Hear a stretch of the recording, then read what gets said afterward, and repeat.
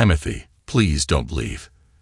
Don't leave us here," were the last words of my wife, Lauren, before I decided to depart, leaving her and our friends in the family's 2003 Ford Explorer, which I inherited from my father.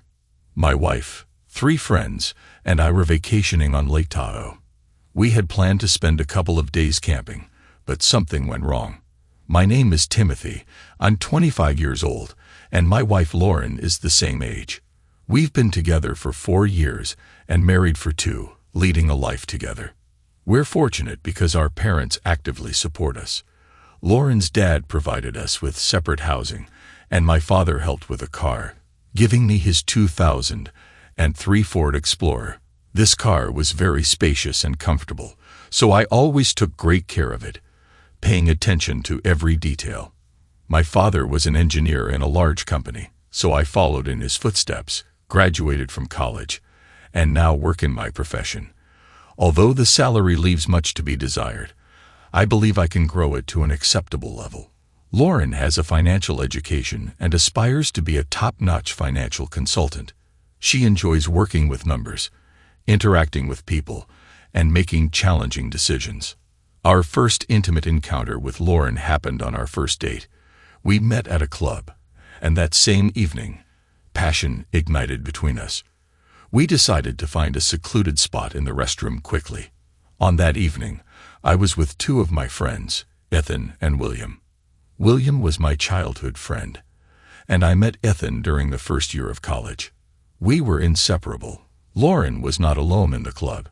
She was with her friend Caroline, with whom my friend Ethan started a relationship. Lauren and I had a wild passion. In the first year of our relationship, we could engage in intimacy 4 to 5 times a day. And for us, it was the norm. Lauren had soft, curly chestnut hair and a hot, slender body. I was head over heels in love with this girl. Apparently, that's why I proposed to her 2 years into the relationship. Although during that time, Caroline and Ethan didn't rush with that decision.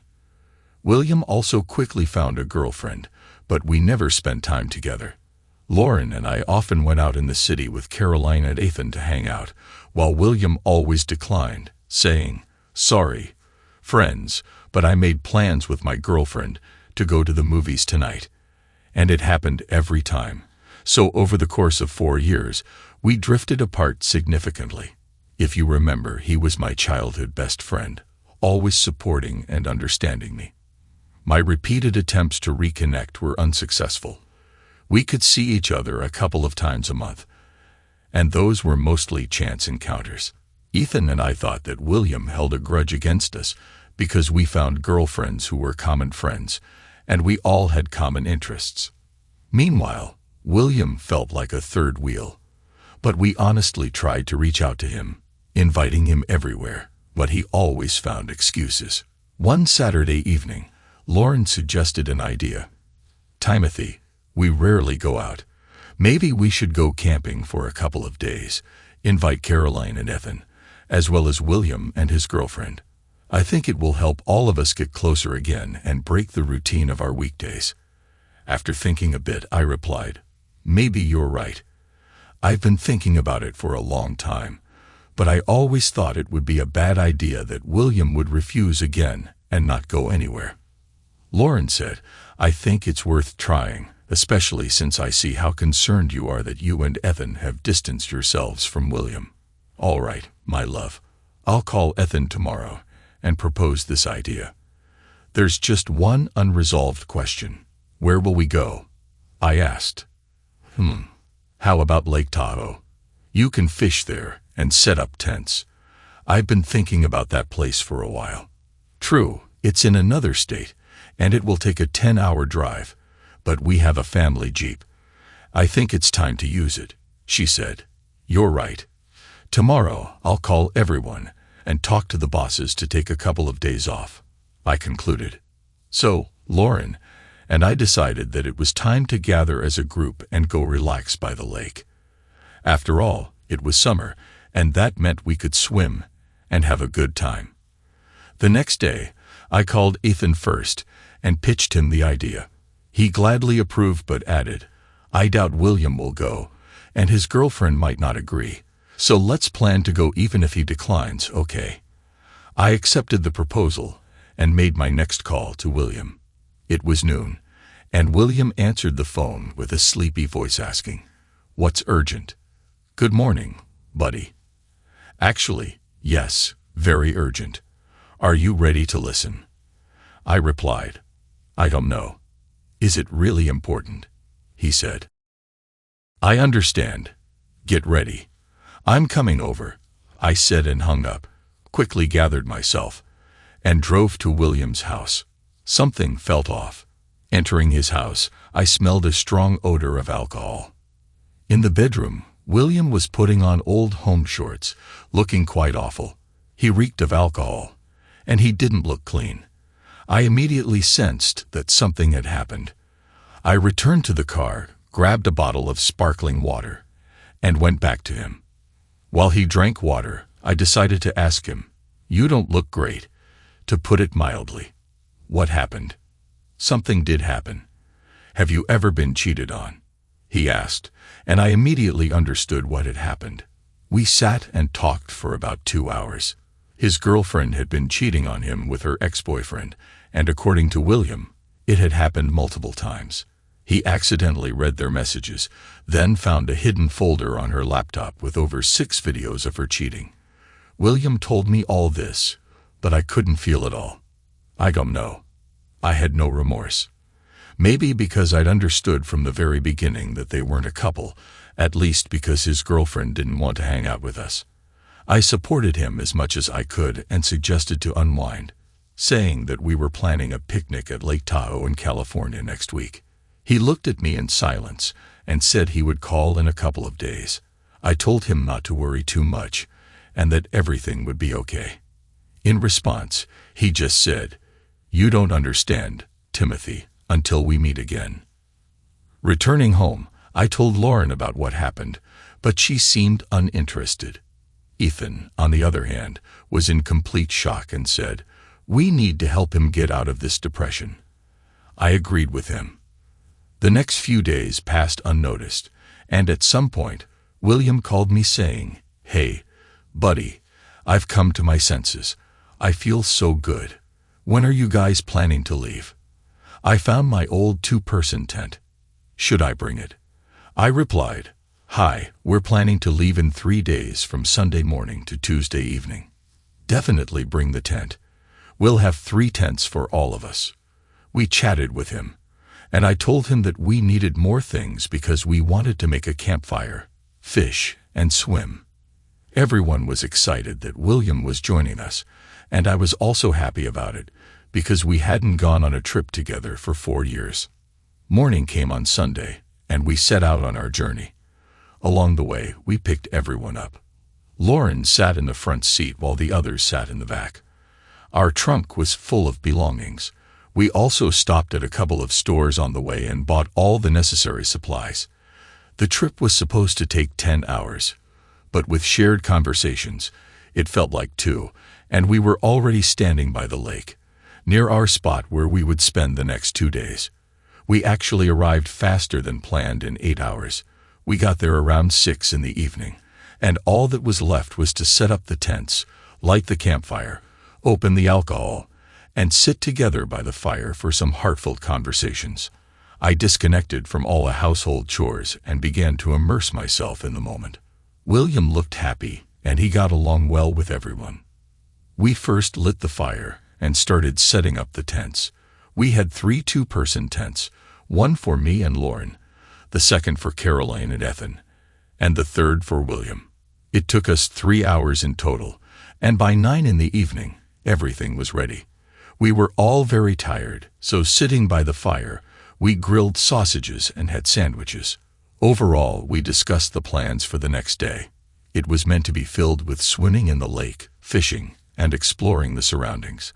I didn't pay much attention, but the landscapes here were breathtaking, like being in a fairy tale. After putting out the fire, we headed to our tents. Since it was summer, it was very warm. Lauren seemed to be in a bad mood. When I tried to find out what was wrong, she just said that everything was fine and went to sleep. About 20 minutes after everyone settled in their tents, I heard faint moans. It was Caroline and Ethan. It turned me on, and I started making advances to Lauren, but she refused. It made me uncomfortable, but I thought maybe she had a headache or just wasn't in the mood. However, the reason was a mystery to me. I fell asleep only after about 40 minutes, when Caroline and Ethan had finished their business, and only then could I sleep properly. I woke up abruptly. Birds were singing outside, and I heard muffled voices. Lauren wasn't next to me. It was 4:50 in the morning, an hour before the alarm, and I decided to find out why my wife Lauren woke up so early. I crawled out of the tent and saw my wife engrossed in a conversation with William. It seemed that if I got up, went to the toilet, and came back, they wouldn't even notice me. I couldn't make out what they were talking about, so I slowly approached them. Only then did William notice me first and said, "Oh, good morning. Why are you up so early? Do you want tea or coffee? We've already heated the water." I don't remember exactly what I replied, but it sounded something like, "Good morning. Why aren't you sleeping?" Completely ignoring William's question. Lauren said, "Good morning. I woke up about 30 minutes ago and heard William lighting the fire to boil water. I felt well rested, so I decided to come out and not wake you up so you could sleep longer." I responded, "Okay, then I'll have coffee." "All right, I'll make it now," William replied. So we spent an hour waiting for Caroline and Ethan to wake up, who were still asleep. It was warm outside, birds were singing, and we had a mesmerizing view of the lake. The atmosphere was magical. We communicated, but the conversation was strained. Lauren reluctantly engaged and behaved somewhat oddly. When I saw her from a distance, she looked happy, but as soon as I joined their company, she became quiet.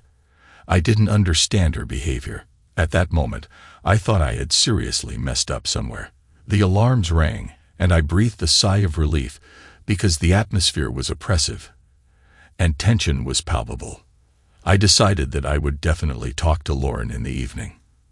Everyone woke up, washed up, and was ready to set off on the journey.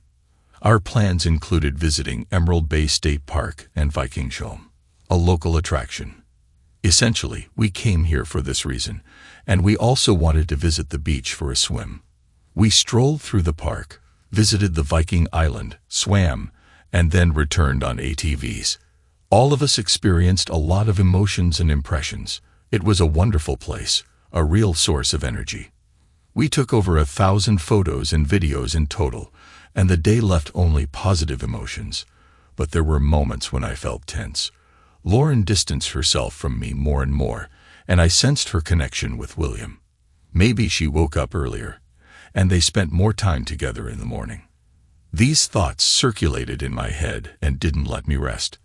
I was never paranoid, but here I felt that something was definitely off and needed to be understood. When your wife gives most of her attention, not to you but to another man, you can sense it somehow. Also, when we were all swimming, I noticed how William was looking at Laureen in a swimsuit. It might seem like nothing serious from the outside, but for me it was a clear red flag. Returning to the tents, we bought additional firewood and lit a campfire. It was around 7 in the evening. We watched the magical sunset and chatted together. While Caroline and Ethan sat embraced, Lauren and I were distant, and Ethan made remarks. "Lauren, why are you distancing yourself from Timothy? Is he biting?" He joked. "It's just really hot for me," Lauren calmly replied. And at that moment, William took a glass of water and poured it on Lauren. She was wearing a plain white t-shirt, and when it got wet, her intimate upper part became visible. Fueled by anger, I grabbed a cup of boiling water and splashed it on William, causing him to scream and run in circles. "What have you done?" Lauren shouted, and at that moment William attacked me, swinging his fists. I can't say I was a wrestling master, but I managed to grab William and end up on top of him. Before I could swing at him, Ethan pulled me away and said, "What are you doing?" and struck me so hard that I blacked out. I woke up in my tent. No one was around. The clock showed 9:30 in the evening. I took Lauren's pocket mirror and looked at myself. There were 2 bruises on my face, one from William and the other from Ethan. At that moment I thought, did my 2 best friends just take turns hitting me in the face? Because I defended my wife. I wasn't angry at that moment. Rather, I was bewildered because I didn't understand what was happening and where everyone was. Stepping outside, I noticed Ethan putting out the campfire. I approached him, probably expecting an apology, but he said, "Are you satisfied? You ruined everyone's evening." Why did I ruin it? William was the first to attack and the first to knock me down. I didn't even have a chance to do anything to him. I replied, Listen, let's talk tomorrow. I don't have the strength for your quarrels anymore." "Good night," Ethan said. At that very moment, I heard the lock opening, and my wife emerged from William's tent. In her hands, she held a wet towel and a water bottle. The first thing she said to me was, "Are you satisfied?" "What do you mean?" I blurted out. I genuinely didn't understand why everyone had become so angry and unfriendly. "It's like you forgot, huh? You probably forgot how you attacked William and burned his face," she retorted. "What burn? What are you talking about?" "The water was barely hot," I said, realizing only later that Lauren was dressed in short home shorts and a thin top, both revealing. It was her usual sleepwear when she slept with me. "Let me check on William, and if there's something serious, I'm ready to apologize and cover any medical expenses if needed." "No," came Lauren's sharp response, and she continued, "Do you want to harm him again? There's nothing for you to see there. You've already ruined everyone's evening. So go to sleep." With these words, she grabbed the water bottle and went back into the tent, closing it. I didn't make hasty decisions. Without responding, I went into the tent and started thinking about a plan. At that moment, I felt weak, like my opinion didn't matter in this group. So why should I be part of this company? I lay down and began to contemplate. 2 men whom I considered my best friends blamed me entirely in an unusual situation, even hitting me, and they didn't even apologize for it. I lay alone in the tent, replaying all the events, and tears rolled down my face out of frustration. I did everything for them, always helped and supported, never raised a hand or shouted at anyone. And now what? I splashed hot water on someone. In general, this situation threw me off balance. I just wanted to take off and go home alone. But it was too easy. I no longer cared about anything between my wife and my best friend. What bothered me more was that my best friends had betrayed me. I decided to check if Lauren left her phone in the tent, and as it turned out, it was in her bag. An intrusive idea came to me to look into it. In her phone, I found an interesting conversation between my wife and William. I quickly scrolled through it to the beginning of their interaction exactly a year ago. At that time, William had written to her first, complaining to my wife for a long time about how tired he was of his girlfriend, that she wasn't as beautiful, smart, and understanding as Lauren. In return, Lauren sent him her photos, but initially they were ordinary pictures like, "Look at the dress I bought myself." And I sat there thinking, it was my gift to you, not something you bought. Then it got more interesting. They started communicating more, sending each other heart emojis, and Lauren began sending him explicit photos. Sweating in my palms, I continued reading and found out that for over 7 months, every morning, William went to my wife when I left for work. It hit me. Every morning before going to work, I stopped by a cafe to buy coffee. It wasn't far from my home. Often, I met William there. I didn't attach any importance to it. At the beginning of my story, I already mentioned that these were mostly spontaneous encounters with him. William broke up with his girlfriend, not because she cheated on him, but because she realized he was cheating on her and dumped him. And all this talk about depression after the breakup was just a lie. What a twist. As it turned out, while I was working, Caroline with Ethan and William with Lauren were meeting and hanging out together, going to restaurants and movies, and my whole world collapsed. I didn't continue reading further. I sensed the entire conversation and saved it for myself. They even had a group chat where the four of them planned meetings. I saved that too. There were many photos from their gatherings. I set Lauren's phone aside and just lay there. It was 11 p.m., and Lauren was still not back. I didn't understand what to do. I knew my wife was cheating on me just a few meters away, and I lay there doing nothing. I tried to listen, but it was silent. I didn't hear a sound, just complete silence. I realized that if I left the tent now, they would hear me, so I had to act quickly. I gave myself 10 seconds to catch my breath, took the GoPro camera and strapped it to my head, grabbed a hunting knife, quickly cut through my tent, and ran to William's tent. I also quickly cut it from the top to see what was happening below, and there I saw the following. Lauren was lying beneath, and on top of her was William. She was cheating on me. William, unaware of what had happened, raised his head, and I kicked the tent so it flipped over with William and Lauren. Lauren started screaming, and from her screams, Ethan woke up, who immediately came out of his tent. I quickly threw the knife away so he wouldn't think I really wanted to harm someone. He saw the flipped tent with Lauren trapped inside. Apparently, William lost consciousness. Ethan headed towards me. I didn't want to do anything to him, but resentment inside me took over, so I grabbed a stick and ran towards him. He got scared and ran away from me. I shouted to the entire forest, "I know everything about you. I will expose you." Caroline at that moment came out of her tent to check what was happening. I walked past her and yelled, "I thought we were friends, but now you'll regret it." I sat in my Ford, started it, and at that moment, Lauren ran out of the tent screaming, "Timothy, please don't leave. Don't leave us here." But I didn't care anymore. I silently drove away. Arriving home by morning, I called my father and explained the situation. He told me not to do anything stupid and gave me his lawyer's contacts. I quickly contacted him, and he explained the further plan of action. At home, I took $60,000 in cash that Lauren and I had saved for our joint trip over 3 years. I took this money and all my things, then went to the police to file a report against William and Ethan, stating that they had attacked me and caused injuries. Next, I rented a place for myself for some time. The lawyer told me not to have any contact with my wife under any circumstances.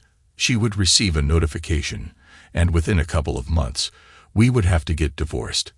I transferred my Ford to my father's name, so Lauren couldn't take it from me. Since we had no children, the divorce process was supposed to be quick. After 4 days, I was informed that my former friends had returned home, but they didn't know it was just the beginning. They didn't know where I lived, and Lauren tried to contact me to find out about the money, but I ignored her. The first court hearing took place after a month and a half, where William and Ethan were supposed to compensate me. Then, half a month later, there was a court with Lauren, and we officially divorced. Throughout this time, they wanted to talk to me, but I attended all court hearings with my bodyguard and lawyer, and they defended me. Winning all the court cases, I got a part of Lauren's house in compensation. I no longer wanted to stay in this city and state, so I planned to move. Lauren tried to contact me every day, but I didn't respond. On the day of my departure, I hired 5 people who were supposed to come to William and Ethan's house at night, knock on the door, and break the windows to provoke them, and put them on their knees. A week later, after I moved, I received 2 videos, each featuring my former friends asking for forgiveness. At that moment, I decided to post all the photos and intimate messages of my friends online. I sent compromising photos to Lauren's parents, and if they were against me before, now I calmly spoke to them on the phone, and they forgave me. I decided to move to California and start a new life. I had enough money to live comfortably for at least a year or a year and a half. During this time, I want to build my online business and not work a regular job anymore. I don't know how my fate will unfold, but now I spend more time alone and explore interesting places and landmarks.